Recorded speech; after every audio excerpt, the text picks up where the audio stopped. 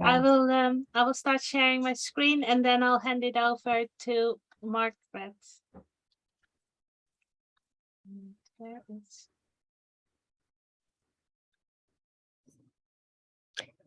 Great, thank you, Astrid. I'm Margaret Leinen. I'm the Director of Scripps Institution of Oceanography, and I'm the chair of the Interim Science Advisory Committee for the UN Ocean Decade-endorsed program, Ocean Biomolecular Observing Network, or OBON. Next slide. OBON is a program that is under the leadership of the Partnership for Observation of the Global Ocean. Next slide. And we have with us the CEO and Executive Director of the Partnership for Observation of the Global Ocean, Sophie Siave. Thanks for joining us. And we have several members of the Interim Science Advisory Committee of OBON, and they'll introduce themselves as we go along. What we'd like to do is introduce you, just give you a very brief overview of OBON, and then introduce you to some of the projects that are part of OBON. So next slide. Oh, sorry. The Ocean Biomolecular Observing Network is based on our understanding that every life form in the ocean sheds biomolecules, nucleic acids. Either they release them as waste material or shed them as cellular products or release them when they die. And these biomolecular compounds are essentially a record in the ocean water itself of the life in the water and that has been in the water for some time. And so the Ocean Biomolecular Observing Network is designed to capitalize on this and to be able to understand ocean life at a far greater level of sophistication and a far greater level of understanding of biodiversity than we've been able to in the past. Next slide. The program was started as a result of a proposal following an international workshop on environmental DNA and other biomolecular analyses.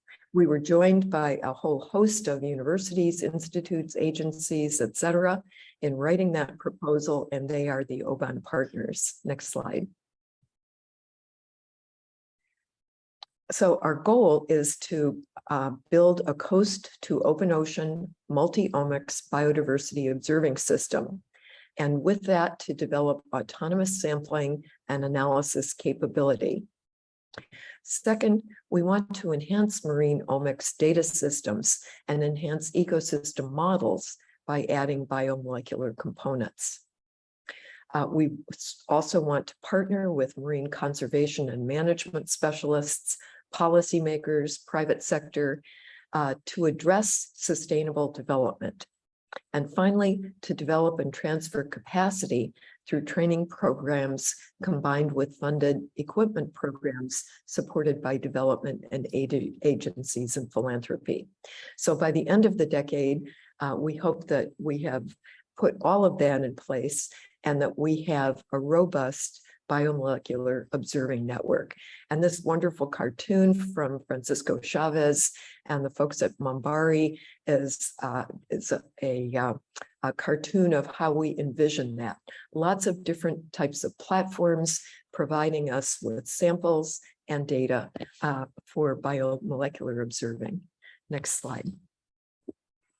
How you can work with us, those of you that aren't already involved.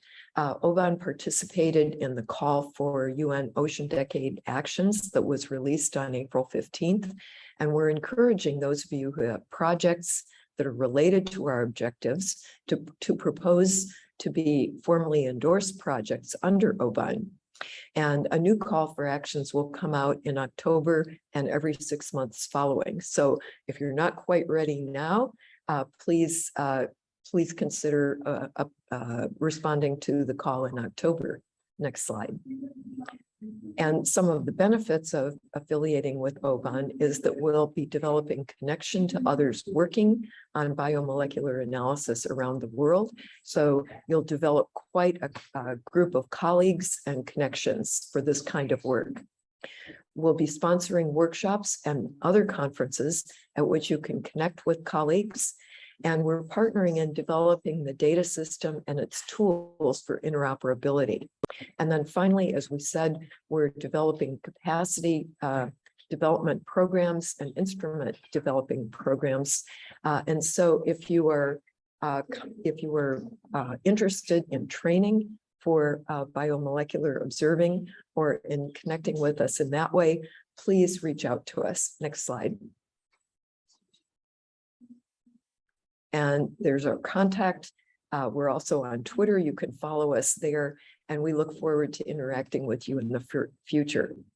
So with that very brief introduction, I'm going to introduce Daniele Iudicone, who is going to talk to us about the Atlantic ecosystem assessment. Daniele. Hello, everyone. So I'm Daniele Iudicone. I'm a physical oceanographer from the Stazione Zoologica Antondorne in Italy. And I'm the coordinator of a large-scale European program on monitoring and assess the status of health of the Atlantic microbiome. Next slide, please. So this project is a large-scale project in that it has 36 partners from Europe, South Africa, and Brazil. And it's going to last 5 years. And the objective is to sample the microbiomes of the Atlantic using new tools based mostly on genomics. Next slides, please.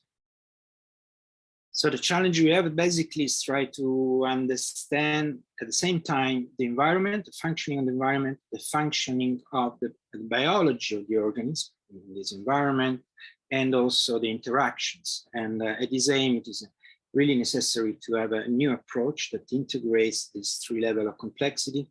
And at this aim, next slides. Yeah, at this aim, we are first designed a series of cruises going all around the Atlantic, where basically we are adding to standard protocols that allow to describe the metabolic state of the organism in the different environmental conditions, could be polluted, non-polluted area, etc., etc. Specifically proteomics, metabolomics, genomics, and metatranscriptomics. Next slide. In general, it's a broad project, so we have actually several activity streams. And so one is the assessment, the other one is try to identify the drivers of change, especially because due to anthropogenic stressors of the system, but also try to innovate the approach, so with new protocols, but also new sensors based on genomics. And also what is really important is to share this capacity to disseminate tools all across the Atlantic. Next slide.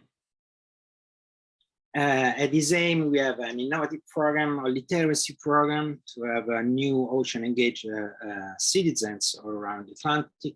We have a series of multidisciplinary training in different countries in Africa and in South America and Europe.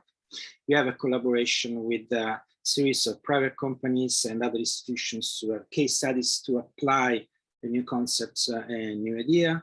And also we are connecting infrastructure for sequencing, so sequencing centers across Europe, South Africa, and Brazil to leave as a legacy, a sort of integrated network that can change standards and other important issues. Next slide. One important result was to prepare a handbook of practice or best practices on biological protocols, which is really advanced and was developed during consultation with experts at global scale. So it's a sort of current standard on this approach. And I invite you to have a look at it. It's on Zenodo, it's available. And there is a new edition every year because we are going to update this continuously. It's characterized by showing the possibility to sample with very sophisticated protocols like Tara Oceans or very low sophistication and also low cost protocols for instance, metabarcoding. Next slide. Next. So in addition to that, we are going to having this Ocean Sampling Day event together with the MBRC, where we are basically extending the network of marine stations which are involved in sampling the oceanic microbiome with molecular tools. And at this aim, we are forming a series of people working in different marine stations in Africa and South America. And this will important event. The first will occur in next September and every year in the next 4 years. We also have a collaboration with the Citizen Science Initiative, which is Sail for Science, which means to allow sailors or mariners to use our protocols to sample the marine biodiversity. Next. That's it. Thank you very much. Great, thank you, Daniele. This session was designed to show you just a really wide array of programs or projects that are already connected with OBON.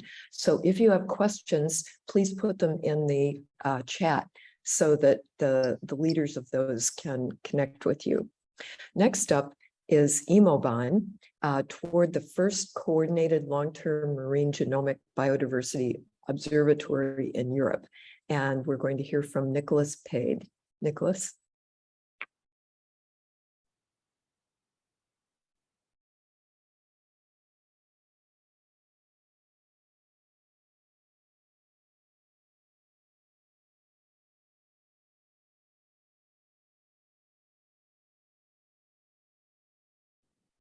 I think I forgot to unmute. So there we go. Can everybody hear me okay now? Yes. No? Yes, we can hear you. Nope. Can you hear me okay? Yes. Oh, okay, that's nodding heads. Good, thank you. Okay, we'll try again. So my name is Nicolas Pade. I'm from the European Marine Biological Resource Center. So we're fairly new to the genomics observatory scene. This is an ambition that we had for a while, was to launch this sort of European-wide observatory. So during the pandemic, actually, we put the time to good use to start putting this together, and essentially got to put together EMOBON in about a year and a half to 2 years. So if you can have the next slide, please. Okay, so what we wanted to do with EMOBON was to try and essentially create a best practices observatory model. So there was lots of information in the literature about what people wanted to see, the models they wanted to apply, the standards, the metadata standards, and so on. We thought, well, we've got our research infrastructure. We have 10 countries, we have over 70 institutions. So why don't we try and put this together? And we wanted to try and really put all the things in place that people said that should be done. So we started with this approach of best practices, and we selected 19 sites from our 10 member countries. And we then designed a shared protocol, so one that everybody essentially agreed to do. So we had a standardized set of tools we would work with. And we wanted to make everything open, so anyone could adopt it and pick it up if they wanted to work together with us. So our protocols, our data management plans are all openly available. They're available through our EMBRC website, but they're also available through the Ocean Best Practices system. So if people are looking for protocols and so on, it's all available on there. We then wanted to use it as well to essentially federate a lot of the people in Europe together who were working on genomics observation. So to start building a community, to start working together and create a baseline. So we all essentially work predominantly on project funding, which is a pretty sketchy model, especially since you have to keep adopting things to have something new. So we wanted to create a baseline that wasn't necessarily that complex, but would allow us to maintain a long-term data set that would make all of the sites comparable and interoperable in the long term. So we decided to set some very high data and metadata standards. We apply both metadata standards for the genomics and for the environment. And we also follow all national and international regulations. And we coordinate the management of data, access and benefit sharing, national permits, and so on. So essentially our members had to do as little as possible except just collect the samples. And ultimately, we wanted to make sure that the observatory didn't just work within a European context, but it was also connected to all the global initiatives that were going on, such as GeoBon, Ecological, and so on, and of course, OBON as well. Next slide, please.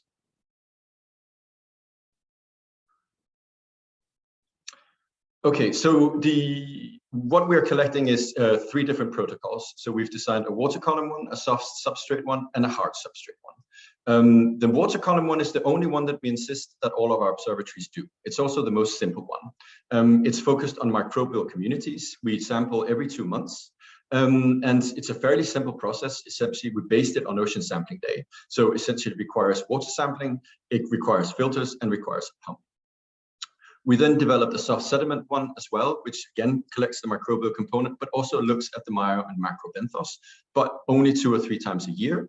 And finally, we also implemented the ARMS protocol for a more long-term look at hard substrates. Then we made the decision to centralize all the DNA extractions and sequencing to minimize as much as possible the error. So there we work together with this sequencing center Genoscope in Paris, who have been working to optimize the protocols, the DNA yield, and so on. The raw data that we create goes into the European Nucleotide Archive, so does the quality control data, and all the metadata is available through Eurobis, Pangea, EMOTnet Biology. The data will be available every 3 to 4 months as data publications, so they'll be citable. And we haven't quite gotten on to the point of starting to work on data products and so on, but that's going to come down the line. But essentially what I think most people here will be interested in is that all the data will be openly available. So when it comes out, it's free to use by everybody. Ultimately, then what we want this data to do, and also why we're really interested in the Decade and OBON, is that we really want to make sure that these data are flowing not only towards researchers, but also towards decision makers. So this is something that we're really keen to continue to explore. The final thing also about I want to say about our protocols is we try to design them in a way that it wouldn't require an expensive lab and an enormous amount of tools to be able to run it. And hopefully this means that it can be very inclusive and it can be deployable pretty much anywhere. Next slide, please. So just want to finish on some of the things that we're working on right now. So we're working now to create a semi-automated system for the management of our data. So ensuring that the time release of our metadata and adherence to FAIR principles. We work very much in an EU context as well, where we're constantly trying to push and promote the use of genomics data, so essentially what we call type data. We use EMOBON as an example, but essentially we try and push the systems, whether it's the digital twin of the ocean, whatever it is, as much as possible to be open to be able to accept this sort of data. We're working on a traceability system as well, so even if we receive samples from outside of Europe, we can track where they've come from, where they're going, where the permits are, what the permits are, and so on. So there's a full history on everything that we collect. We're working also on data workflows within the European Open Science Cloud for taxonomic and functioning profiling. So that's something that should hopefully be available soon, that links together with Magnify. We're working on a development of a non-indigenous species detection system together with LifeWatch, one of the other infrastructures. And finally, one of the aims we want to do is to, with the metagenomics that we're collecting, is to start feeding this into an in silico bioprospecting pipeline as well, to start identifying potential targets for novel products. So we can try and balance the observation of nature, but also on opportunities on what we can harvest from. And next slide, which should be my last slide. Thank you very much. And just want to thank all people helping making EMOBON a reality. Thank you very much. Thank you, Nick. Sorry, there's someone who keeps unmuting and remuting. I suspect there's probably someone who's walking and got a phone in a pocket or something. So Sarah, if you can hear us, can you please permanently mute, because you're unmuting and remuting again. I can't keep on top of it because it keeps coming back on again. So hopefully that'll be sorted. Yeah, as host, it might you might be able to eject them from the meeting if it sounds like it is a phone in the pocket, doesn't it? Yeah, yes. it seems to have stabilized now. So yeah. Okay. All right. Excellent. Okay, Right. so I just kick off. Well, that was thanks very much for that, Nicolas. That was an excellent introduction to, because the Western Channel Observatory Biomolecular Observing Network is, I guess, one of your many stations in the Western English Channel. So my name is Willie Wilson. I'm director of the Marine Biological Association, and we've recently had our WCO OBON project endorsed by the UN, which we're incredibly pleased about. And of course, it is associated with OBON. Next slide. I should just stay with this slide because I love this photograph. This is Plymouth in the foreground here. And actually what you can see out, or the ocean that you can see, there's the Western English Channel, and that is the Western Channel Observatory. Everything you see, there's about 1,000 square kilometers of ocean there that is part of our observatory. My laboratory, that's the Plymouth Hoe there, and my laboratory is just there, and I have the best view in Plymouth from my office, which is wonderful. So next slide. This is part of collaboration with the research partners in Plymouth, Marine Research Plymouth, which is the Plymouth Marine Laboratory, Marine Biological Association, and the University of Plymouth, who all contribute to sampling at the WCO OBON. Next slide. And so just in case you don't know where we are, there's UK there. And next slide. And that's we're just in the southwest corner of United Kingdom's. Next slide. So the Western Channel Observatory. So if you look at this slide here, we have Plymouth here, and sort of looking out, there's about 1,000 square kilometers. And it's quite an important region. It's a boundary region between oceanic and neritic waters, straddling biogeographical provinces, sort of both boreal and Lusitanian flora and fauna within this region. It's been sampled for well over a century, so it provides a huge amount of what we call the contextual information over biological, physical, chemical scales. WCO OBON is really building on over the century of biological observations. It's, as with all these projects, it's sort of mapping the key biodiversity drivers, determining functional capacity of this. There's a huge genomic reservoir. And of course, as with all the objectives with these OBON projects, is achieving integrated biomolecular observations and data sharing. Of course, very specifically within our own observatory, we want to establish a national training centre for biomolecular observing. Next slide. And this is just a slide that shows the demonstrates the long-term research that's been happening in Plymouth, not just plankton research, the biological research, particularly fisheries that go back well over a century, with a whole range of different pioneers over 100 years. And a lot of the biomolecular sampling is really building on a lot of this information, and a lot of the interannual sort of decadal cycles that you read about now sort of really came from work that was done, things like the Russell cycle in the English Channel, which really emphasizes how the climate is sort of linked in with sort of biological observing. Next slide. And part of the MBA that I'm director of, we've got a £5 million investment right now to build in fact, we're a building site right now. We're building a marine microbiome center of excellence, again, building on the sort of culture collections that we have, the molecular facilities, we have aquarium facilities as well. And of course, we have our own research vessel among some of our partners. We have other research vessels within Plymouth that we have that instant access to the observatory as well. That allows us to have the continuous sampling on a weekly basis. And next slide. And this is really, this is a very data heavy slide. It's just an example of the type of data. We have already 17 years of DNA sampling that we've been conducting in the Western Channel Observatory.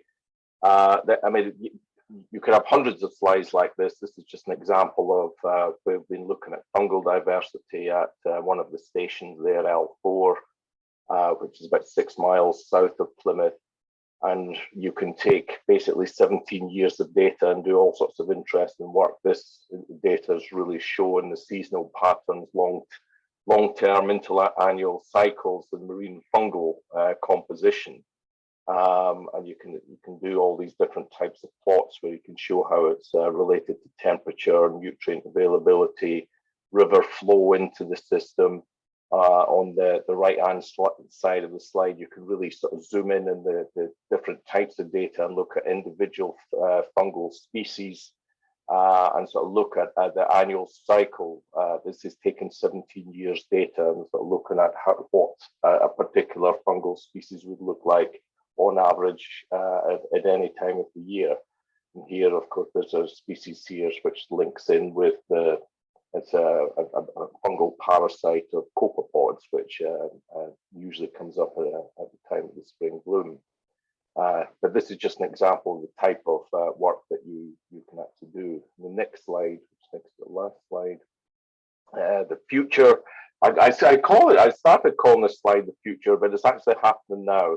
With a lot working with our partners, we have a lot of autonomous vehicles that we work within the Western Channel Observatory. We have a 5G network within what we call Smart Sound, where we can take all this data that comes into a central hub to help create the digital twin. The future really is trying to incorporate the biomolecular sampling into some of these platforms. And that is the real ambition for what we're trying to achieve here. Thank you. Thank you, Willie. So next, we're going to go a little bit further south to Naples, and Raffaella Casotti, who is also associated with an endorsed OBON project, the Naples Ecological Research Augmented Observatory, NERIA. Yeah, Raffaella. Thank you. Thank you. I'm Raffaella Casotti from Sezione Zoologica Untitled, and we presented, as Margaret said, a project just freshly endorsed by the Decade, which we're proud of here in Naples. Next slide, please.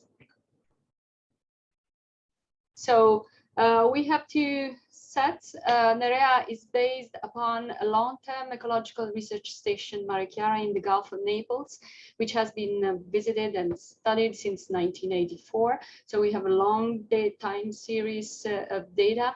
And NERIA is augmenting this observation by monthly sampling and proposing also other sites in the Gulf of Naples and process studies when needed. So we're kind of a large group of researchers. Our approach is bottom-up, in the sense it's a cooperative in what funding search is and also approaches. And it's evolving in the sense that we have a core business that I will show in a minute, but also any other innovation and other testing of instruments within European projects, such as like Tech Oceans, or twinning with other sampling like in OBON that Nick just showed. We have two kind of approaches. One is mobile, classical cruises, oceanographic cruises, but also there is an area fixed station which will be implemented soon with the mooring, where we hope to have fixed measurements along the canyon, along a canyon. Next, please. So the augmentation with respect to the classical time series running since the 80s is having these molecular protocols that we mutated from Tara Oceans. And so we are concentrated on the metabarcoding, metagenomics, and metatranscriptomics on different size fractions, with the ambition of having the full representation from viruses to zooplankton of the plankton in the sites. As I said, not only a one select Untitled Station, which is the one which is repeatedly monthly sampled, but also at other sites in the Gulf, and I will show soon. But Nerea is also proposed as a playground for testing new approaches, new protocols, new instruments, and so such, for example, high frequency flow cytometry during the cruises, or also submersible flow cytometers at fixed stations. Next, please. So this is just a simple scheme of the sampling, and we of course have standard operating procedures that we have written, and they are on the website. Next, please. And as I said, we try to combine these with the new fixed stations and with other instruments. So in the map you will see here, so we have the repeated stations, but we also seasonally visit the gradient of the Sarno River, which is one of the most polluted rivers in Europe. But so we also try to have here a presentation of dilution of fresh water and also pollutant into the sea. And as I told you, Canyon Dorn, which is visited twice a year, always applying the same protocol that I described earlier. Next. So again, playground for process studies, and this has happened also, as I said, by coupling with the OBON, for example, also to intercalibrate methods and protocols, but also with visitors, for example, that come to test their own hypothesis. And we propose the Nerea sampling philosophy and protocols to integrate and to as a contribution to describe the area and also try to interpret their results. Next. We have a website where there are resources. I will put the link in the chat as soon as I finish. Next. And so we propose the Augmented Observatory as a basis implementing the Mare Chiara, the long-term ecological station, because we do need long-term monitoring simply because we are observing changes and we cannot do really experiments with the Earth. So the idea is to observe long-term and implementing the detail that we can observe the plankton in the Gulf of Naples, but also to elaborate hypotheses that can be tested also in the lab. So this continuous feeding between inside observation and lab testing, and then again going back to the sea, is one of the approaches that we propose for Nerea. Next.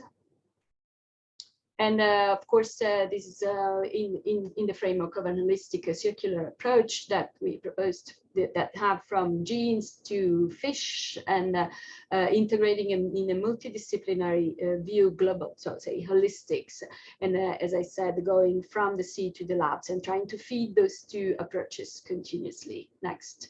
And this can be defined as basically a system ecology that we propose, so different approaches in monitoring, but also with the aim, which we share with, I believe, all the projects in OBON and OBON itself, to develop indicators, improving knowledge that can feed management and outreach. So propose the science as a tool for managers to better have the oceans that we hope to have at the end of the decade and even earlier. And I'm finished. Thank you.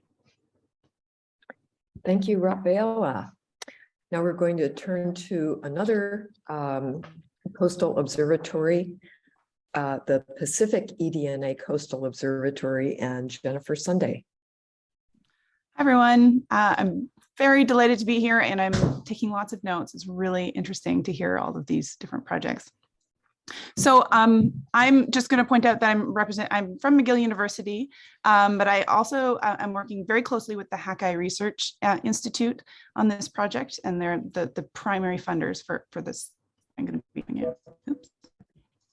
Oh yeah, next slide.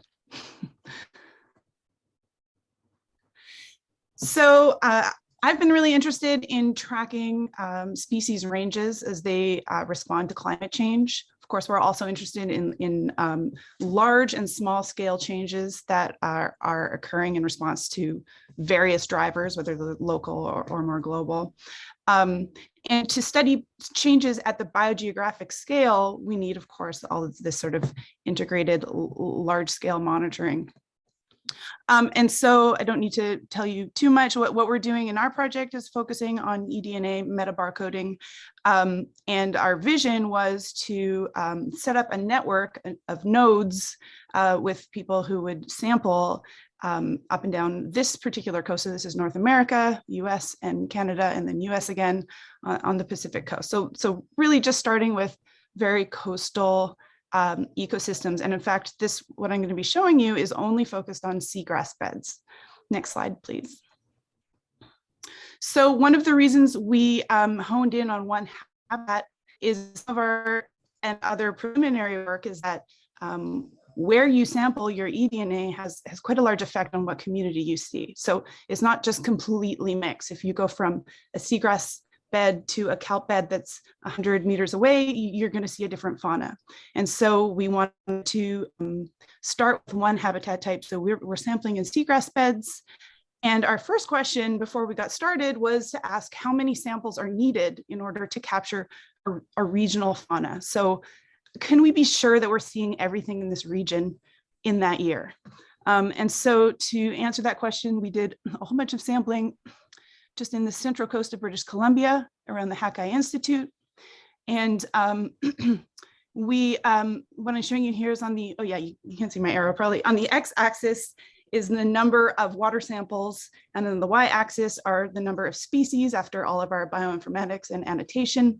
And thank you. With the CO1, with the invertebrate focused large taxonomic scope marker, we found that with our methods, we need still 100 samples probably in order to see all of those species. So we're still working to develop our methods a little to see a deeper, to see more species so that we can get to that plateau. So we can be confident that we're seeing everything that we want to see in that year. For the fish primer, we're really happy to see that after 20 samples that were spatially sort of separated, we saw 98% of the species that we can see with our primers. And so that gives us now, next slide, please, confidence that if we go out and we sample in all these nodes and we aim for at least 20 samples in each year, then we might be able to be confident that we're seeing the fish biodiversity. So that's what we're focused on this project. We've got all of these biogeographic breaks. We've got partners collecting from all of these different nodes. It's fairly well balanced across those, across that space and across those breaks. And we've done our collections in 2021, and we're doing right now our collections for 2022. And it involves many people, about 52 people going out and sampling.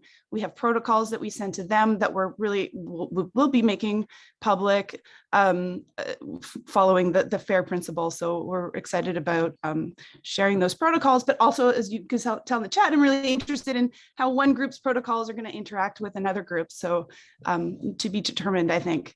Next slide, please. Just some details about the design. So each partner goes to 5 different seagrass beds and they collect 4 samples in each, and that's how we get to our 20. Of course, we've worked out a sort of a sampling kit that can be sent to, they're not quite citizens, most of them are trained scientists, but it's still a fairly inexpensive kit. And then all of our, right now, all of our sequencing happens in one place at the Hakai Institute.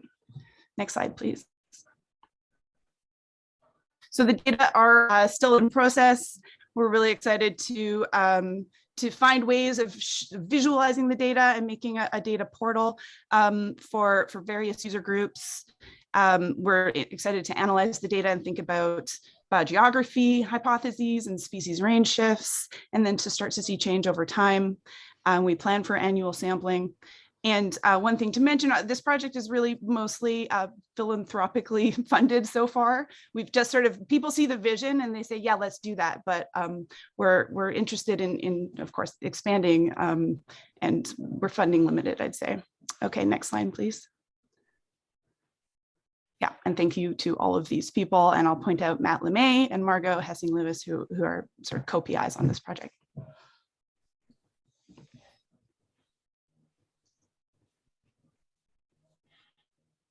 Thank you. Great, thank you, Jennifer.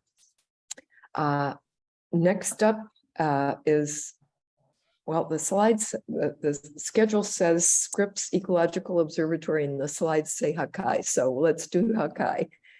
Colleen Kellogg and Matt LeMay. Yeah, that's a surprise. Thanks. Yeah, thank you for this opportunity to talk to you all today about the Hakai Institute Biomolecular Observing Network. My name is Colleen Kellogg, and I'm a research scientist at Hakai. And before I get started, I just wanted to acknowledge that I live and work on the traditional, ancestral, and unceded territories of the Musqueam, Squamish, and Tsleil-Waututh First Nations in Vancouver, British Columbia. And while I'm the one giving this overview today, I do so also on behalf of my colleague, Matt LeMay, who is also here. And together we've worked on building the biodiversity genomics program at the Hakai Institute. Next slide, please. So the Hakai Institute is an independent, not-for-profit research organization in British Columbia, Canada, that supports long-term ecological research across a multitude of disciplines to better understand the coastal margin of the Northeast Pacific from ice fields to oceans. We place emphasis on working in remote locations from small vessels to fill data gaps and knowledge gaps in understudied regions of the BC coast. And from its beginnings, biodiversity and oceanographic research have been core programs within the Hakai Institute, and equal emphasis is placed on employing biomolecular methods to survey this biodiversity of our complex coastal margin. Next, please. So the HIBON, or the Hakai Institute Biomolecular Observing Network, brings together a network of partners employing genetic-based assessments to create baselines, track changes through time, and provide local scale biodiversity data in remote areas to support local stewardship initiatives and conservation planning in the British Columbia region. And in the next few slides, I'll just describe a few of the key components of HIBON, but there's lots of moving parts to it so far. Next slide, please. So one of our longest standing biomolecular surveys at Hakai was established in 2014 in conjunction with our oceanography program.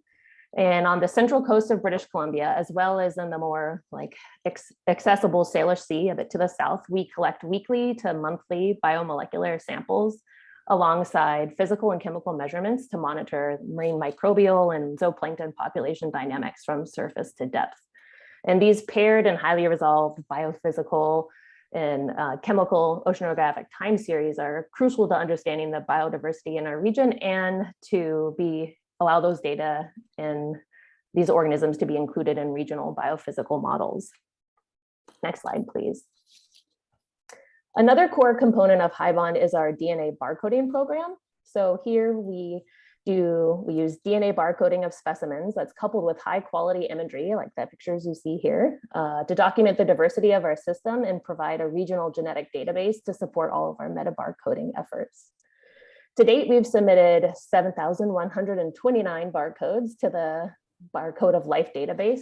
And one interesting fact so far is that nearly 1 out of every 5 barcodes from an ongoing barcode or plankton barcoding project we have is new to the Barcode of Life database. So that's pretty cool. Next slide, please.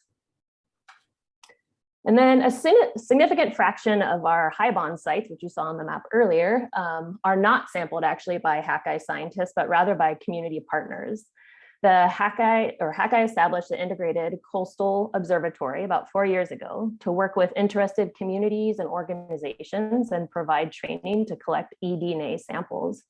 We work with each partner to choose sampling locations of interest to their community, and then we work with them to ensure that we're monitoring species of interest to them and have built a visualization tool, which you can see a snapshot of here, so they can explore their results regularly. So a core mission of HIBON is to promote the democratization of biomolecular biodiversity surveys and to make these methods more accessible, promote connection between people and their local waterways, and then inform management and sustainable development at the community level.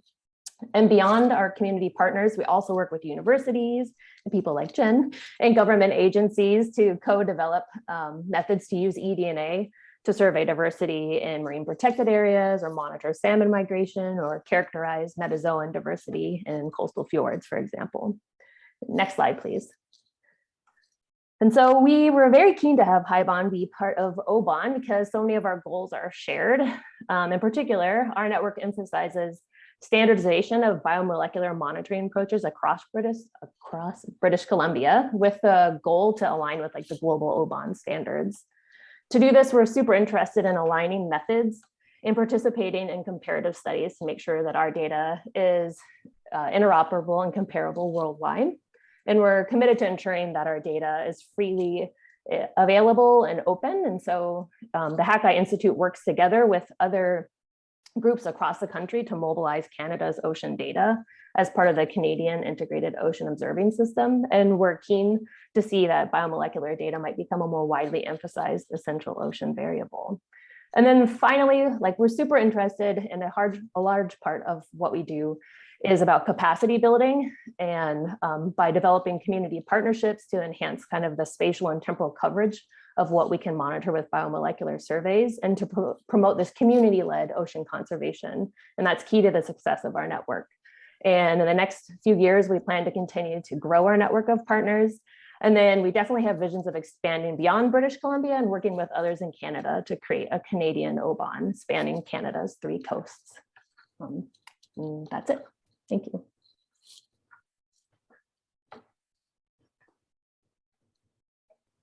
Thank you, Colleen. Next up is the Scripps Ecological Observatory. Andrew Barton, Jeff Bowman, and Clarissa Anderson. And Andrew Barton is going to talk to us about the observatory. Thank you, Margaret, and thank you everybody for attending, and I'm happy to be here. I want to introduce you to the Scripps Ecological Observatory, and I'm speaking on behalf of a team of Scripps scientists who are developing this integrated observatory in our backyard here. And our basic idea is maximizing environmental insights from coupled observations. Next slide, please. And so Scripps Pier has been a site of intensive observations over the last century, most notably the sea surface temperature record. You can see this plot on the top left shows temperature over time, and you can see a warming trend. And this has been really influential in learning about how our ocean environment has changed. And now we're asking, what sorts of measurements do we need to understand the environmental and ecological change in our ocean over the next 100 years? Next slide, please. And so the observatory that we are creating and is underway really combines all kinds of atmospheric, ocean environment, and ecological observations. So for example, this figure shows the kinds of atmosphere observations on the top and the ocean observations on the bottom that we are attempting to integrate in order to understand these interconnected nature of environment and ocean ecosystems. So next slide, please. And so, for example, what we really, our basic premise is that marine microbes in the environment are tightly coupled, and that marine microbes can be meta indicators of ecosystem change. So in order to think about these themes, we need to have comprehensive and high frequency measurements of environmental properties like temperature, nutrients, but also the microbial community and the predators of the microbial community. And we also want to be able to measure things like air-sea gas exchange of climate relevant gases, and also think about the aerosols leaving the sea surface. And so at the Scripps Pier, we're able to monitor these properties in one place and really understand their interactions, not just the environment biota interactions, but also the interactions among the microbes and their predators. Next slide, please. And so I'll just give you a tour of a few core data sets that we're developing. So we have twice weekly collection of DNA for 16S and 18S rRNA gene sequencing since 2018. So in the top here, left here, you can see different characteristic microbial communities and how they change through time. And on the top right is the oxygen concentration in the surface water. So in addition to, this is an example of this integrated aspect. So in addition to the microbial community, we're able to observe the chemical composition of the seawater as well. Next slide, please. And we complement this with a range of other observations, but another exciting new observational platform is imaging flow cytometry, with which we can enumerate phytoplankton and microzooplankton populations in the 100 to 150 micron size range. And so we can take samples every 20 minutes and we can provide images in near real time, as well as the image classification and morphometrics of all the cells shortly thereafter. Ultimately, we will be able to take the molecular samples on a daily basis, and these imaging tools can be conducted even more frequently. And so we view these multiple platforms for observing the microbiome as complementary, and the synergy can be incredibly robust. Next slide, please. In addition, we have a philosophy of total open access, and so the data will all be available online, and then also through the University of California, San Diego Library Repository. So we're setting up the metadata and infrastructure such that all data sets can be viewed and accessed and downloaded by PIs and some researchers anywhere via the UC San Diego Library. And this is an example template of how data are archived and stored and available through the library. Next slide, please. So just to reiterate, we're developing this high frequency ecological and environmental observing network at Scripps Pier. It's linked in with observing systems in regional waters, including the California Current and up and down the California coast. And this is a broad collaboration from multiple labs at Scripps and in collaboration with our regional partners. We've had support from various funding agencies, including the Simons Foundation, and we're pleased to be part of a broader OBON network. Thank you. Thanks, Andrew. So for the last hour or so, we've been hearing presentations that are all focused on repeat sites, and with the exception of Atlantico, are envisioned as being very long-term sites of observation. And that was a purposeful strategy of OBON to try to attract projects that were focused on long-term observations where a lot of other information was also being gathered, so that we could start really looking at the biomolecular data in the context of a lot of other kinds of data that were being collected, and that we'd start building that global network of sites at which this was being done. So now we're going to turn to another facet of OBON, and Katie Pitts is going to talk to us about better biomolecular ocean practices, BBOP. Katie. Thanks very much. Hi, everyone. I'm coming to you from the Monterey Bay Aquarium Research Institute in California. And today I'd like to present the Better Biomolecular Ocean Practices, or BBOP project. Next slide, please. So we've heard a lot about all the amazing biodiversity data that's coming through Omics technologies, but with this project, we really wanted to focus on, how do we share, discover, and compare the practices and protocols and data that come out of all this work.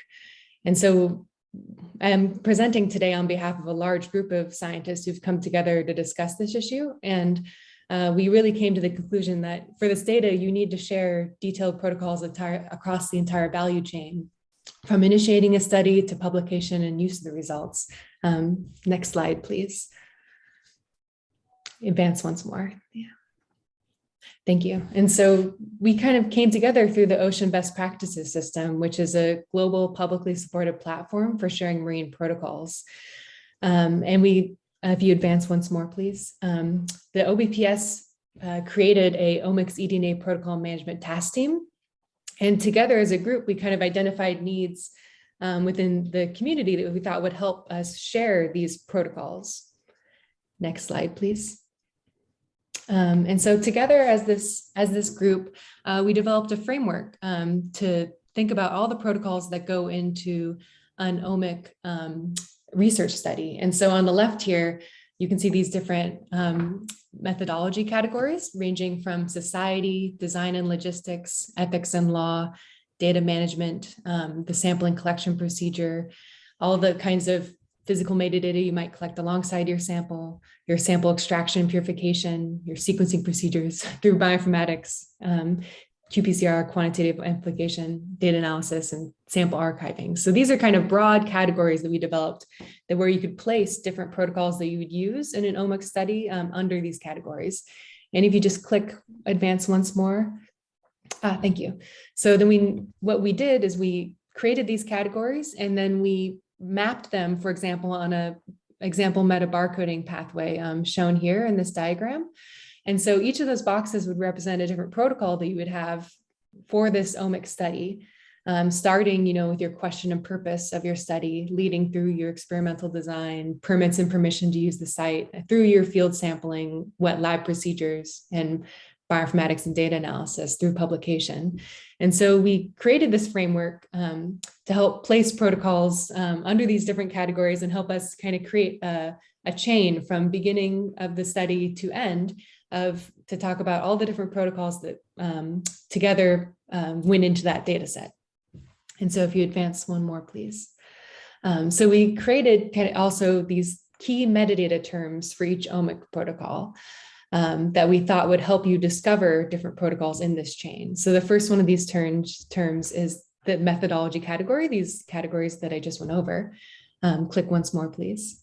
And then also we are developing several terms that relate to the protocol's project, its purpose, what resources go into the protocol, what analyses are contained within the protocol. Click once more, please. And then terms that also describe where the protocol has been used and what environmental features it's targeted for. And this will help people discover what protocols are potentially being used in regions similar to where they want to work. And if you advance once more, please. And then we also have two final terms that relate to the environmental medium that the protocol is targeting, and then also the target taxa, gene, or molecule for the protocol.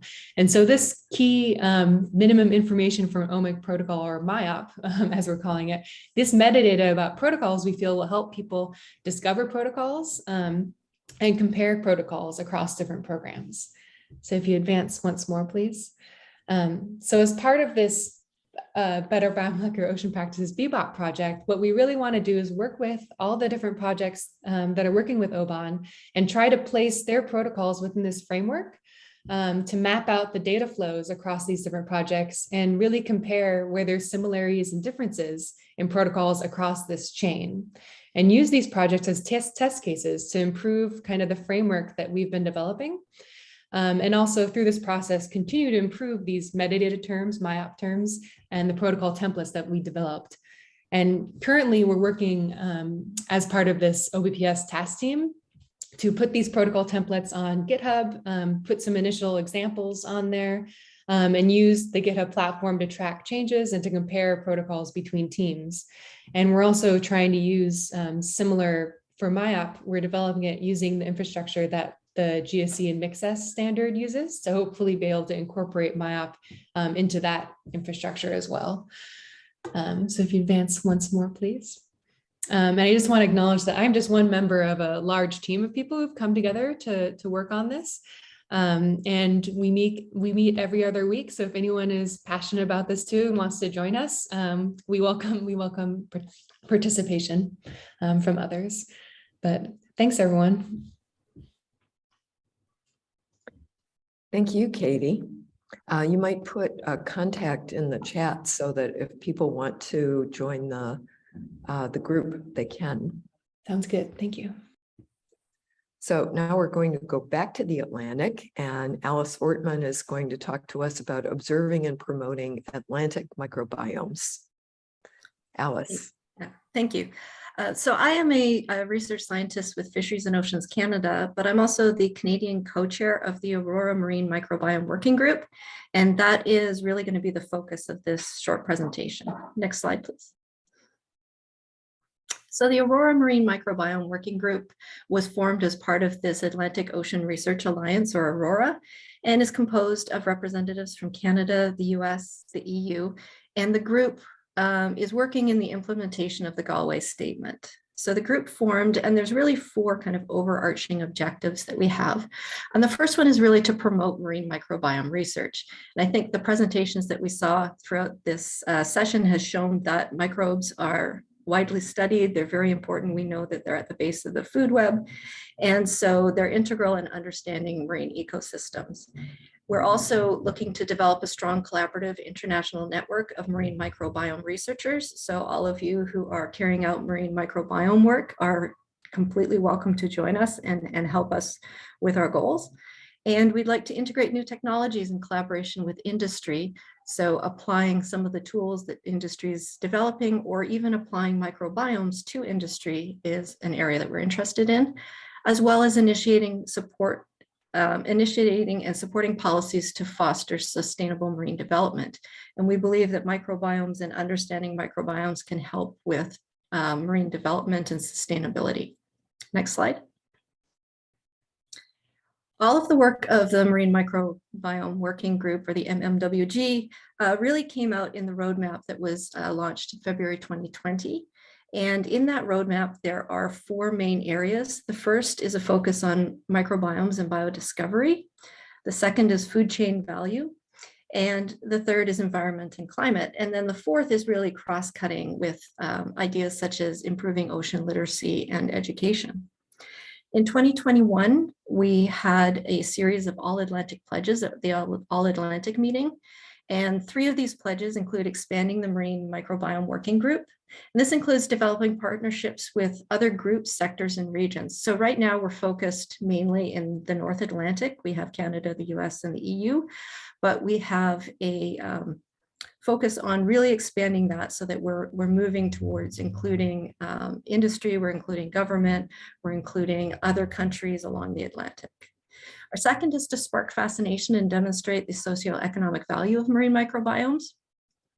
And then we'd also like to facilitate the expansion of marine microbiome research and international collaboration. So by working with other microbiome researchers, connecting people together, and then developing some larger projects.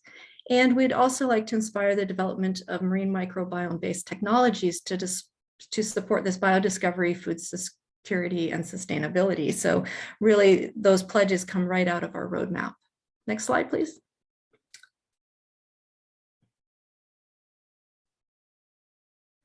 So the aims of this project, there's 2 aims. So as scientists at Fisheries and Oceans Canada, or DFO, DFO is supporting microbiome research. So through my research, as well as other researchers in Canada, and we're actually working to develop our own new Omics platform for going forward, and our guide document. DFO supports FAIR data principles. So all of the data that we collect is openly available, and all of our publications are open access.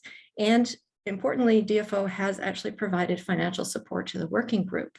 And so this has enabled the Marine Microbiome Working Group to really reach towards fulfilling our pledges. This has included our promoting of the microbiome research. We've produced some short educational videos about the value of microbiomes. We've expanded our social media presence by hiring a social media expert, because none of us are social media experts. And we're working to broaden our network beyond the North Atlantic. And recently we collaborated with the Anchor Biotechmar group to have a side event at the All-Atlantic meeting at the end of May, harnessing marine microbiomes and biotechnology for a changing world. Next slide, please. And so going forward, we're going to continue working towards an all-Atlantic framework. We're discussing how that's going to look and how we can expand. So we're now looking at being marine microbiomes and biotechnology. So really acknowledging that underlying our understanding of microbiomes is the biotechnology aspect, but that microbiomes can then also be used as a basis for biotechnology. And we're working to develop some new products for education and outreach. And I've put our website up there. We have videos there, we have events, you can access the roadmap. And if you've enjoyed the images in this presentation, there's a coloring book and activity book that you could download. that has several more of these types of images. And our social media, we're out on LinkedIn, Facebook, and Twitter, where we're trying to share events and emphasize the importance of the role of microbiomes, particularly in the ocean and understanding the ocean. So thank you. Great. Thank you so much, Alice. So now we're going back to another approach, which is DNA-based approaches for fisheries. And we have Filipe Costa. Thank you very much. Good afternoon, everyone. It's a great pleasure to participate in this side event. And my name is Filipe Costa. I'm from the Center of Molecular and Environmental Biology at the University of Minho in Braga, Portugal. So I'm currently, to give you an idea, about 350 kilometers north of Lisbon. Next slide, please. Okay, so we all know how important are scientific surveys for fish stock assessment and management. And one particularly important part of these surveys are surveys of ichthyoplankton, so fish, eggs, and larvae. These surveys are made by a number of fisheries research governmental agencies across the globe because they provide key information for fish stock assessment, like spawning seasons, spawning areas, and also provides an estimate of recruitment and of the size of the reproductive stocks. However, species level identifications based on morphology from fish eggs and larvae are particularly notoriously difficult. So this is a very adequate target for DNA-based approaches like DNA metabarcoding to provide species level identifications. Next slide, please. So we have been working with these DNA approaches for some time, and opportunity arose to develop a project with the aim of using these approaches to improve monitoring and management of fisheries resources in the Atlantic. And this was a call from the Portuguese Science Foundation in the framework of the 500-year celebration of the circumnavigation of Magellan. So we took this opportunity to develop a consortium involving Portugal, Cape Verde, and Brazil to try to develop these approaches to tackle fisheries management. Next slide, please. So looking at the distribution of the countries in the consortium, it may look that they are too far apart, but we did a quick exercise just to have a general idea. This is a rough exercise. It's not very rigorous, but it provides us an idea of the shared fish species among these regions. And you can see that there's a reasonable number of species shared among these regions. Between the three regions, we have over 200 species. And for instance, between Portugal and Cape Verde, there are more than 500 species. So we can generate actually data for shared species among these regions, but also another goal that we have is to harmonize molecular protocols among these three countries to implement by the governmental fisheries research agencies. Next slide, please. So our consortium involves institutions from these three countries, of course, and these are both academic and research institutions. And very importantly, it also involves the governmental fisheries research agencies, so that we secure that these protocols will be actually implemented by these fisheries research agencies in their routine ichthyoplankton surveys and other eDNA surveys that they may also start to implement. Next slide, please. So our goals, we have already started this project some time ago, but due to the pandemics, it has been a bit delayed. We have already some results, but it would be a very short presentation to present some detailed results. So I'm going just to show you the main goals of this AFISH DNA project. we want to develop and implement these DNA metabarcoding approaches for species identification of ichthyoplankton. It's very important for us that we have species level identifications, because for the purpose of fish stock assessments, that's the level that is required. We want to harmonize protocols and approaches among these three partner Atlantic countries for implementation by the governmental agencies.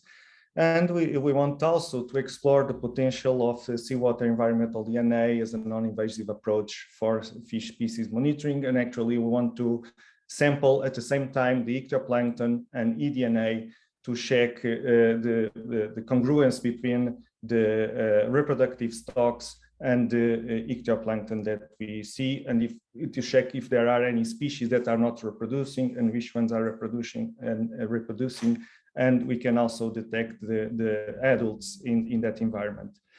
And essentially what we want is on the long term that we develop a strategy that enable us to have really high spatial and temporal density in this monitoring data, and this will be essential to support the fish stock assessment and to get very detailed mapping of the spawning areas, very detailed knowledge about the spawning seasons, the recruitment, but simultaneously for multiple fish species at the same time.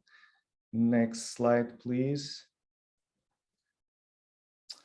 So I would like to thank you very much for your attention. This is just a small part of what we do. We are a small group, but we are very active in these various molecular approaches. And I could see by the previous talks that many of the research projects that we have overlap with many of the projects already described here. We also work a lot with the marine invertebrates. We work with non-indigenous species, and we will be very pleased to network and engage with colleagues from other countries that are doing similar research work.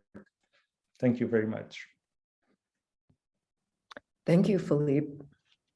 So next we're going to turn to Raïssa Meyer and Pierluigi Buttigieg, who are both on the OBON Interim Science Advisory Committee, and they're going to talk to you about the OBON data strategy and how we hope to interact with you and your data. Thanks. Thank you, Margaret. Yes, so as you said, I'm presenting this on behalf of the data strategy co-leads, who are me, myself, Raïssa Meyer from the Alfred Wegener Institute, and Pierluigi Buttigieg from the Helmholtz Metadata Collaboration and GeoMar. And so we've heard a lot about, with all of the different projects, the vision of, maybe to say that in one go, to provide trustworthy data and knowledge for any of many various different applications. And underneath all of that, we will need biomolecular data and metadata that can be integrated within the ocean datascape. The broader ocean datascape is interoperable and can then be used and integrated to provide that knowledge and to really make sure that what we're putting so much effort into creating can lead to something much bigger than just the individual data set. And so, oh, sorry. Next slide, please.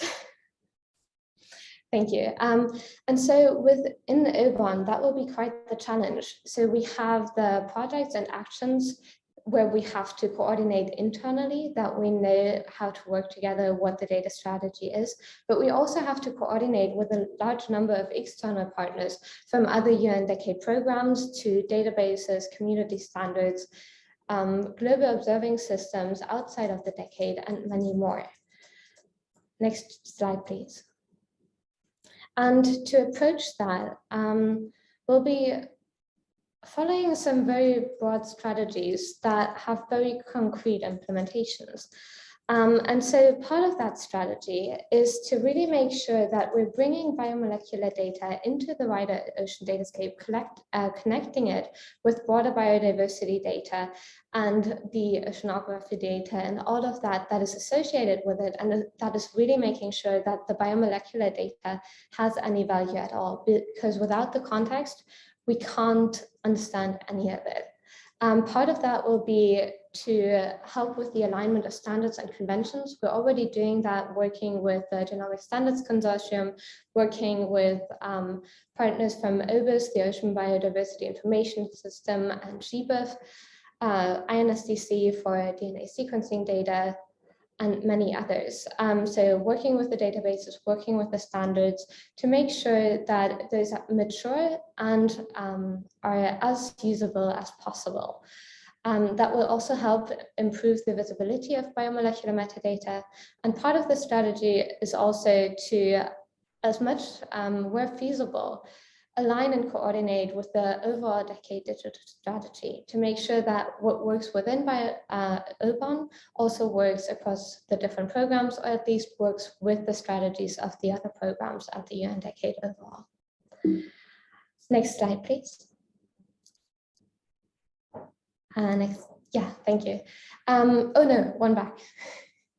So what will that actually look like? I thought I'd bring one example, and I know that slide is quite busy, but essentially it means that when you're providing data, we're using linked open data approaches and web architecture approaches to you'll still be using the same standards. We won't be developing anything new. We won't be developing any new databases, but we'll be working with what is already existent, what is stable. Some of them have been mentioned with the INSDC, some of the standards agencies have been mentioned in the presentations of all of the different projects that are now associated with OBON. And we'll make sure that we have a map guiding us to all of the different parts of the data and metadata that are needed to understand a study. And so that will be quite lightweight, and we won't really have, so we'll have data exchange packages where we have links out to all of the data that is needed to understand a study, to reproduce, to integrate that, following the standards and making sure that we're using what is already available, what the trusted and stable repositories, and creating a system of federated data that can be queried across and can be used by all of the different partners. And because it is so lightweight and using some linked open data strategies and approaches behind it, we can quite easily adapt that to the changing needs that we will see over the course of the decade. And next slide, please.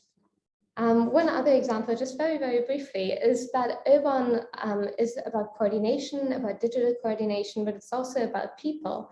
And I thought I'd bring that up because this is the first meeting where we're actually now starting the conversation with all of the different projects. And part of that on the data strategy side is the realization that we'll need a mechanism to not only internally understand how we're all working together, who's working with whom, where there's data exchange between partners, but also that the broader community will be interested in understanding, okay, so how does OBON actually work? If I talk to these people, who's that connected to? How is the mechanism of OBON benefiting the data strategy or the data architecture overall? And so for that, we'll be working with IODE, ODIS, ARC, and the Ocean Infra project, where we, for example, have experts and institutions. I've just taken one of the examples from one of the projects that was previously introduced, the BIBA project, where, for example, we'd have the person leading that project, in this case, Kathleen Pitts, employed at the MBARI. So we have the experts and the institutions connected to that, the projects that they're leading. Of course, behind that, there are many more projects, many more people and institutions. And then also showing how those projects are related to overarching programs. So for example, BBOB is under OBON, but of course also has the association with the Ocean Practices for the Decade program. And then outside of that, or outside of the UN Decade structure, we also within BBOP are working with projects such as the Harmonize project led by Christine Bienhold from the Alfred Wegener Institute, who's contributing protocols and contributing expertise to the BBOP project, such as many other scientists and researchers as well, as Katie already mentioned. And through working with what has already been developed with linked open data approaches in the IODE system, we'll be able to benefit that and very clearly communicate the structure in OBON, the structure of data exchange within OBON, and also how partners and projects relate to one another. And next slide, please. I think with that, I'll keep it short. I know we've already eaten a lot into our discussion time, but I'd just like to invite all of you to send us your data people so that we can start the co-design process of this data strategy. We're still in the early stages. Please contact either me or Pierluigi or Margaret if there's anything concerning OBON in general. So working with the projects and also with the programs, if you're leading one of the other programs, to make sure that our strategies are aligned and that we're building something that's much bigger than the individual itself. And with that, thank you. And I'm looking forward to the discussion.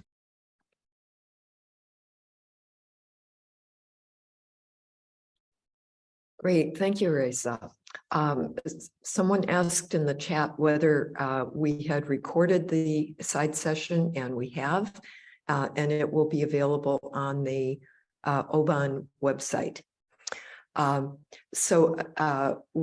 Although we were only scheduled to go to 7:30, we have the ability to go longer than that if people have questions. So I'd like to open it up for questions, or for any of those of you on the side session who are not already part of the OBON group and would like to tell us about what you're working on.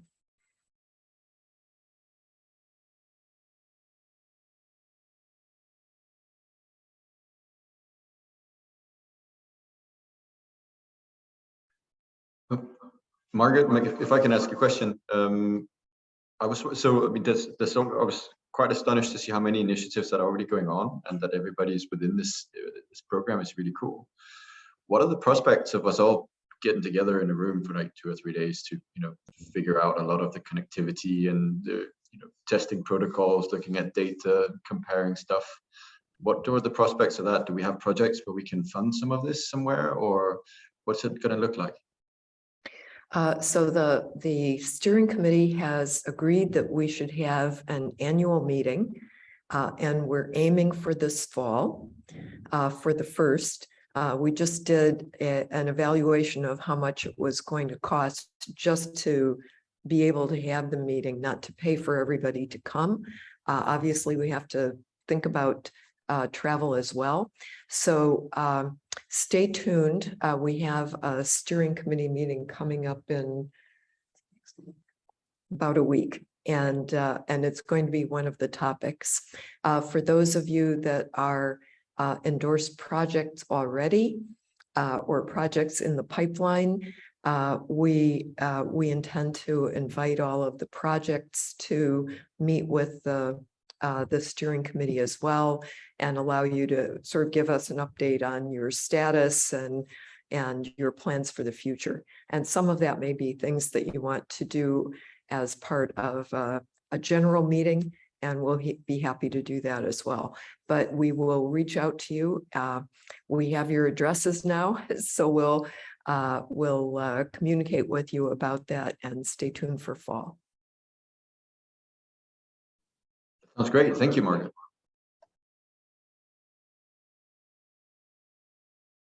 But maybe just to add to that, the putative venue for this is Plymouth, which you've already seen a beautiful photo of in Willie's presentation, and I'm sure you're all dying to come and see how sunny and warm it is here.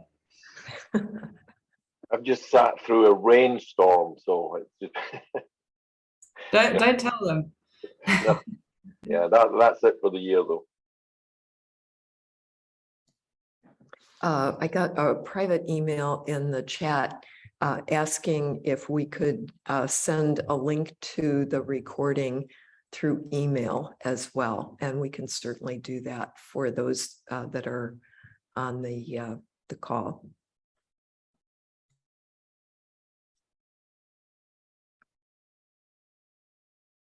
I have a discussion question.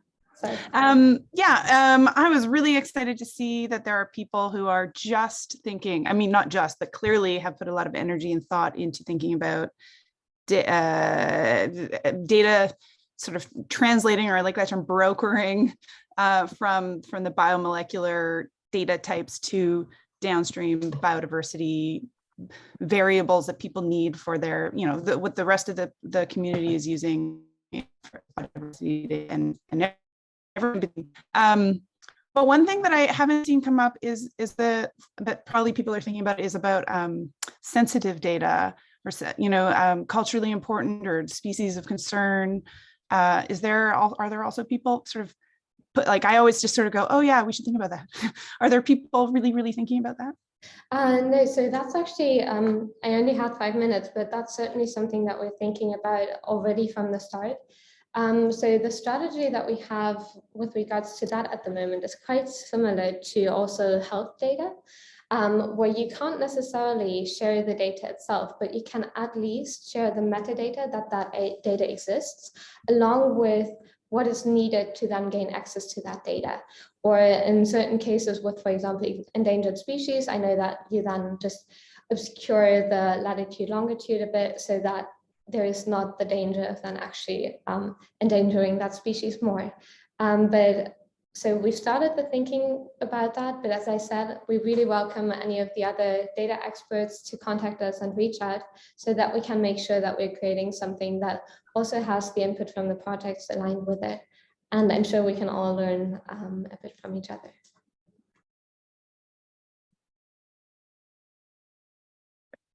Jennifer, that's a topic that has come up in the UN Ocean Decade in general. And I know that several of the data groups that are working with the decade, not just OBONs, but there's a data working group for the decade, have talked about this. And it might be something, Raïssa, that you could bring back to that group for consideration by the decade as a whole. Yeah, no, I'd be happy to do that. So we actually have a meeting next week in Paris with exactly that group to write the first draft document of the strategy. So I'm very sure that will come up. And so also great to have some of the input from the other data experts within the decade in here.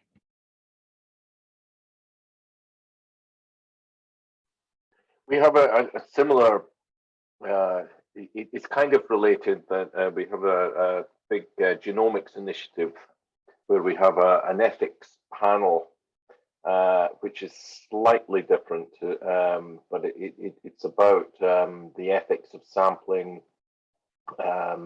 which is slightly outside the realms of what we're talking about here, because a lot of what we're talking about is microbial sampling, which doesn't have the same types of issues. Although if you're going to be sampling in MPAs or certainly other protected areas, there are various ethics issues around that. And we've been working with the Wellcome Trust in the UK, looking at a whole ethics framework around this, and we're going to be presenting all this to the Royal Society. So that might be something that could help towards some of this.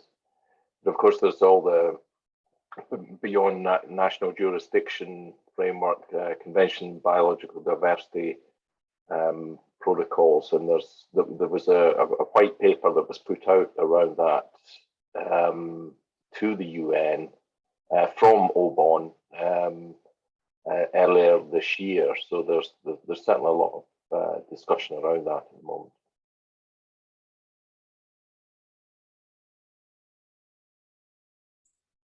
Okay, so apparently Margaret's just lost her connection. Hopefully she'll be back in a minute.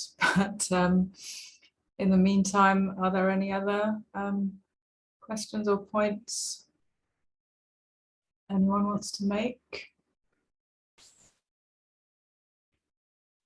I'm not sure if there's anything in the chat.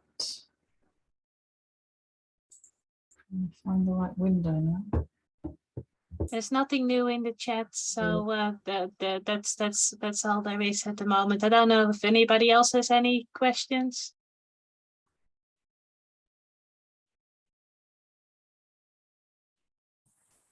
Maybe I have one. There was so Christina Bienal from the Alfred Wegener Institute. I'm part of the Fram Molecular Observatory, which is in the Fram Strait, so the North Atlantic Arctic Transition Zone, where we've also built up a molecular observatory over the past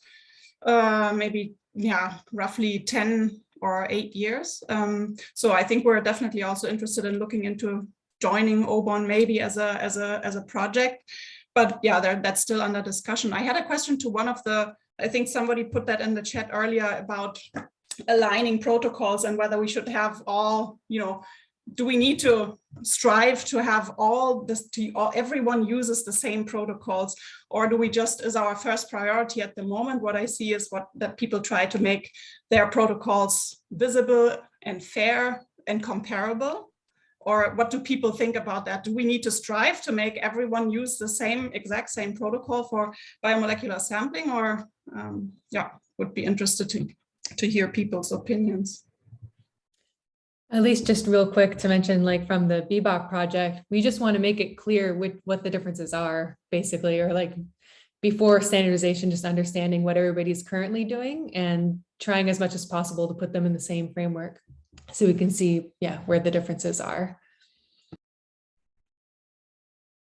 Nick?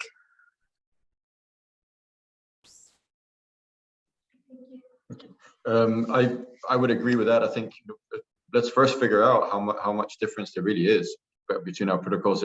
The bit of luck, we don't actually have to do that much tweaking. So, but yeah, I think that would be an excellent step. And that would be a really nice exercise to try and undergo in the next couple of years, because the sooner we have the answer to this, the easier it'll be to move forward, fast and concretely and share workflows and so on. So I would say from our perspective, this would be fairly high on the priority list to get this to work. And Jody? Hi, Jody Vanderkamp here from CSIRO in Australia. It's 4 in the morning, so I'm not quite awake. And I also run the IMOS Marine Microbiome Facility. And I've had the same question. I mean, we've been running now for 10 years at some of our stations, and if you make a change, the data's going to change. So I guess I've been wondering the same thing, like how far do you push that standardization versus conserving the time series? We've had a lot of pushback from some of our collaborators in terms of changing things. So it's good to hear that other people are thinking along the same lines. I know that this was also recently discussed at one of our scientific advisory committee meetings, and I think what we're trying to get to is to find out what protocols there are and what they are actually sampling, and if there is a well-working protocol, then we can use that to help capacity building in other areas where nothing has been established yet. And that was sort of the discussion as I followed it at the Scientific Advisory Committee. Nick? I think that's an important point. And for us, it was always a bit of a target was to make sure there's a lot of visibility of the existing protocols so that anyone who decides to go down this route has a plethora to choose from instead of making another one. So another thing that I think would be interesting as well is I'm sure that many of the observatories are collecting the data for a reason or for an underlying study. And actually, part of the motivation for our observatory came out of the AORA roadmap for microbiome, to try and create that baseline of what actually our microbiome is looking like. So, it gives us a starting point. I've heard at least 2 other observatories now mention microbiome. So I think there's also a case there to say, well, those of people who are flagging microbiome, maybe they should have a look at things together, and those looking at fish should have a look at things together. And if we can already, those of us who have similar interests, get things to work, that's a pretty big step before we try and make sure that fish, microbiomes, whales, dolphins, albatross, etc., are the same. So, so maybe we can also take different approaches. First of all, with our interests, and then in the bigger picture. Yeah, thank you, Nick. That is exactly why we try to set up OBON to get this discussion going. Kelly? Hi. Great. This discussion is really great. I hope you can hear me. I've got COVID, so I have to wear my mask.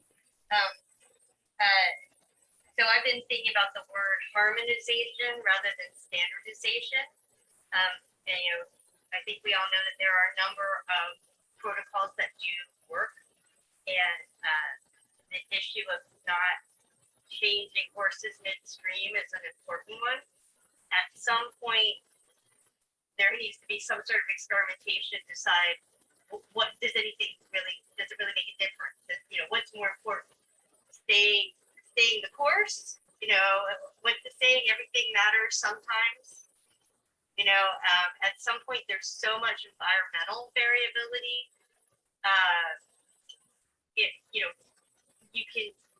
There's a reason we haven't been able to get to something, is because every paper sort of looks like, oh, well, this doesn't make a difference and this does, and then another paper will say this doesn't make a difference. So I think scientifically we don't really know what are the most important factors, or whether any of those factors have a greater variability than just the environmental variability.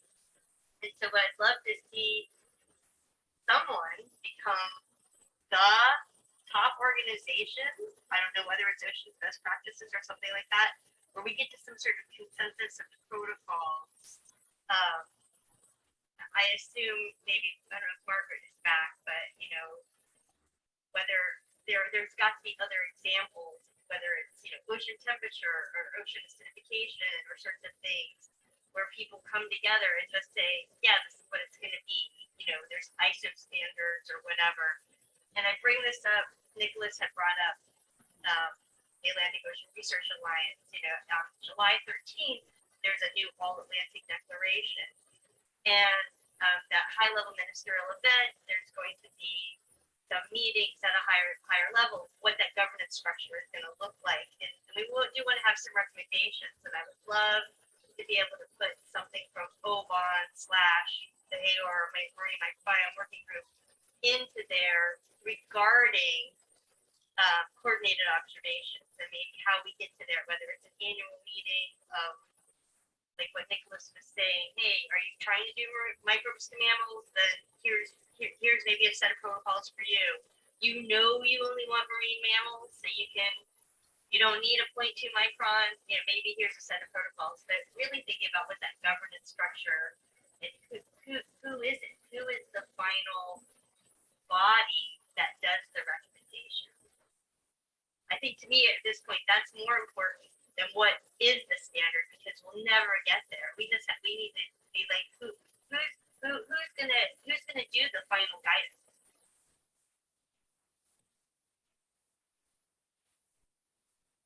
I think it's really good, the points that you are making, and I think this is also showing why we have set up this start of the discussion, but it's going to take a lot more work, and this is just getting people thinking. And I was also going to say to everybody, because we're trying to connect everybody, and we don't know always what is going on in other parts of the world. So if you know of an event that is of interest to possibly anybody here, if you could let me know, and I can include it in the OBON newsletter as well. Willie? Yeah, thanks, Astrid. Yeah, Kelly made some great points, and I love the term harmonization. Certainly, if you think about it, I've been involved in so many discussions around this over the years, and there was one which resonated with me was at the end of the day, nucleic acids are nucleic acids, and it ultimately depends on the question that you're trying to ask and answer. If you want to do some kind of quantitative assessment, then you probably need to move more towards standardization.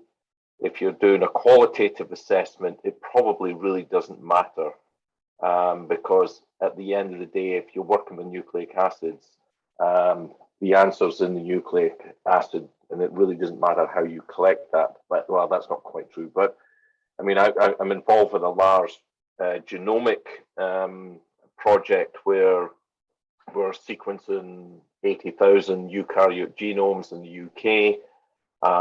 And they don't care how you collect the sample and extract extract the DNA. Well, they do care how you collect it. It's got to be frozen, and it's got to be sent to them. And there's lots of different barcoding methods that are used and different primers, because their view is, at the end of the day, as long as you can get reasonable quality DNA, you're going to get the answers that you want. But they're asking very specific questions. So I think it is about harmonization. I mean, another example, you know, we have a 17-year molecular time series, and I know that over the years, although the way the sample has been collected has been pretty much identical, the DNA extraction methods have evolved and become much more efficient over the years. But when you start to analyze the data, you get these very clear patterns that have nothing to do with the type of sampling that's done, and you can prove that statistically. And that's where the power of these long-term studies come in, where you can actually start to analyze some of that type of data to really, as long as you've got the right metadata, you can figure out if the sampling has got, the methodology has got anything to do with the end result that you're trying to achieve. But I mean, these are all, I mean, they're all great discussions to have, and I'm sure there'll be people out there who will disagree with that, would want standardization across the board. But from my personal point of view, I don't think it's necessary. I think it's actually collecting the information and then figuring out where the interoperability actually is to make sure that you can actually answer what you need to answer.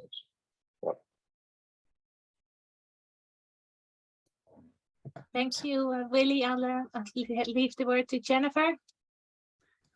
Yeah, I was just thinking that